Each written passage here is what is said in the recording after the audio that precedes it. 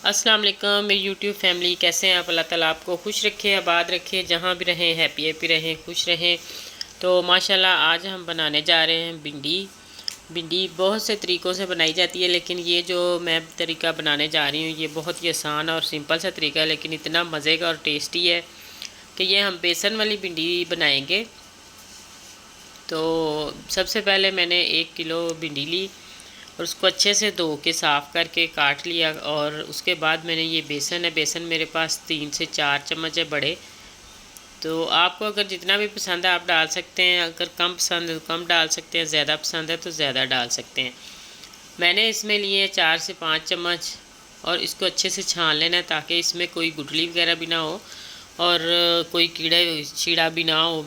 मौसम जो होता है ये मौसम के हिसाब से, ये वैसे भी हर चीज़ को छान के इस्तेमाल करना चाहिए साफ़ सुथरे तरीके से। तो मैंने अब बेसन को छान लिया। इसके बाद मैं इसमें थोड़े से मसाले शामिल करूँगी। तो मसालों में मैंने सबसे पहले हल्दी आधी चम्मच और उसके बाद जो है वो आधी चम्मच ही सुरख मिर्च डाली है, नमक डाला है थोड़ा सा। अब इसमें गरम मसाला जो वो आधी चम्मच डालूँगी और सूखा धनिया भी आधा चम्मच चाय वाला। ये सारी चीज़ें चाय वाला छोटे चम्मच के हिसाब से है। तो अब हमने इसको जो बेसन को अच्छे तरीके से मिक्स कर लेना है। थोड़ा सा अब इसमें मैं पानी शामिल करूँगी। पानी शामिल करके अब इसको चम्मच की मदद से या आप जिसके साथ भी आप इसको मैच कर ले ताकि इसमें कोई गुठली वगैरह नहीं रहे और मसाला भी और ये सारी चीज़ें अच्छे से मिक्स हो जाएं। बिल्कुल ज़्यादा पानी एकदम नहीं डाल देना आपने, ये ना हो कि बिल्कुल ही पतला कर लें और ना ही हमने इसको ज़्यादा पतला करना है और ना ही ज़्यादा थिक रखना है। और ये देखें चम्मच के साथ मैंने इसमें थोड़ा थोड़ा पानी डाला है 2 से 3 मरतबा।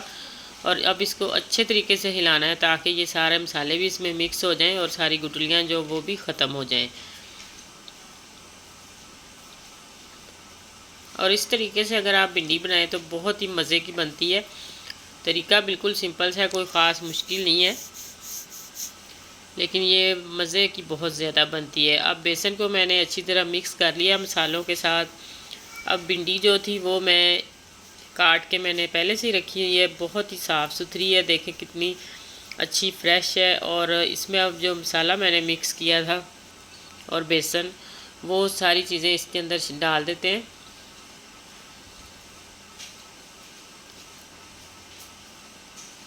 डाल के इसको अब मैंने अच्छे से मिक्स करना है। मिक्स मैं करूँगी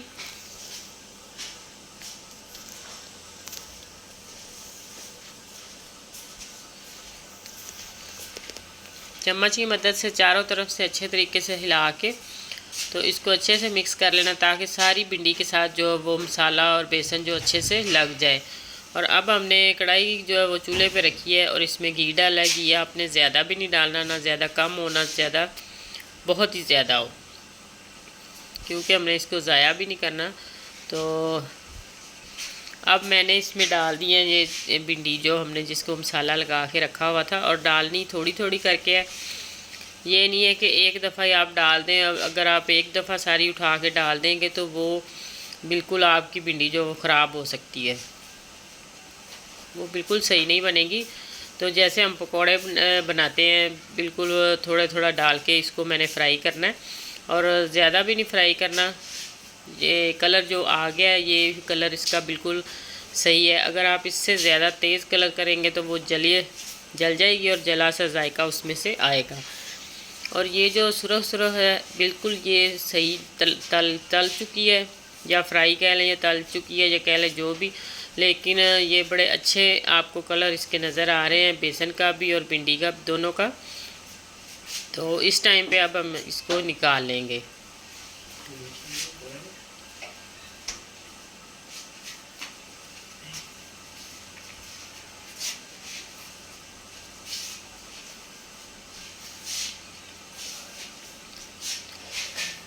इसी तरीके से मैंने 2 से 3 मरतबा डाल के तो इसको फ्राई कर लेना है। अब ये दोबारा इसमें वैसे ही डाल के तो चम्मच की मदद से थोड़ा सा हिला देंगे ताकि अलग-अलग सारी हो जाए।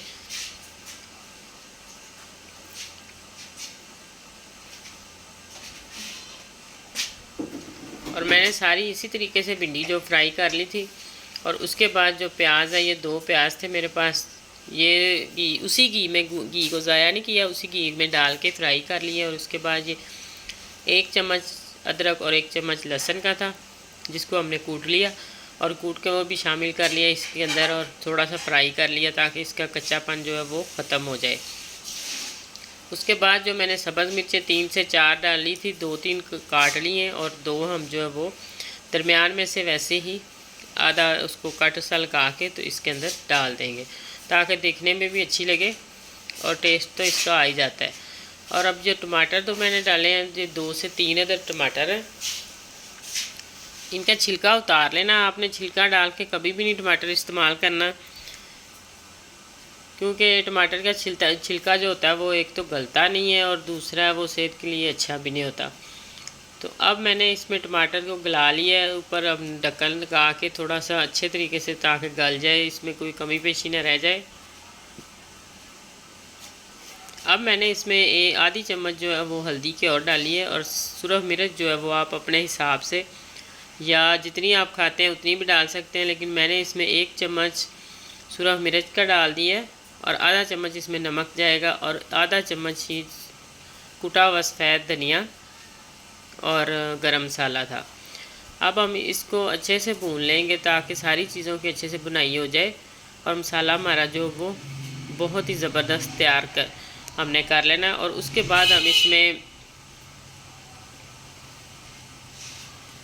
भिंडी डालेंगे।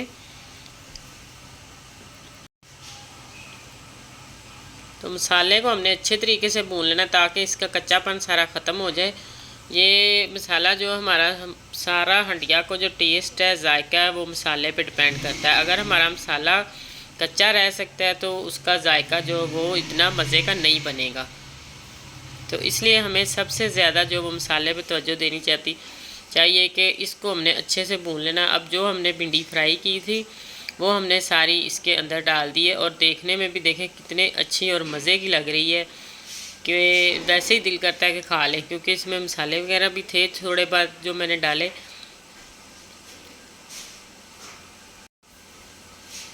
और अच्छी तरह अब हमने इसको मिक्स कर लेना है ताकि सारा मसाला जो वो इसके अंदर जज़ब हो जाए।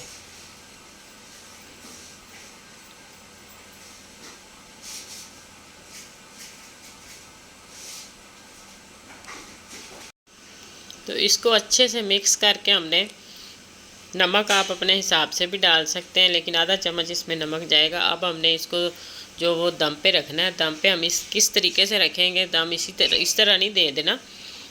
दम पे हम अगर इसको रखते हैं तो इसमें बेसन डाला हुआ है, इसलिए इसमें थोड़ा सा पानी शामिल करेंगे ताकि इसका दम जो है वो अच्छे से आ जाए। तो बेसन जो होता है वो फूल जाता है, तो इसलिए हमने थोड़ा सा इसमें पानी डाला। आप सोच रहे होंगे कि पानी डालते हैं तो वो लेसी बन जाएगी, कुछ ऐसा नहीं होगा। तो बिल्कुल बड़ा अच्छे तरीके से दम आएगा। यकीन माने आप अगर इस तरह की भिंडी एक दफ़ा बना लेंगे ना, तो आप जो वो सादा भिंडी भून के फ्राई करके बनाते हैं वो आप बनाना बिल्कुल छोड़ देंगे। और आपने एक दफ़ा इस तरह बना ली तो आप बार बार इसी तरीके से बनाएंगे। अगर आपको मेरी वीडियो ज़रा सी भी अच्छी लगी तो वीडियो को लाइक करें, शेयर करें ज़्यादा से ज़्यादा और छोटा सा प्यारा सा कमेंट्स भी लाजमी करें कि आपको मेरी वीडियो कैसी लगी। और सब्सक्राइब करना तो बिल्कुल ना ही भूलिए। तो आइंदा आने वाली वीडियो तक अल्लाह हाफिज़।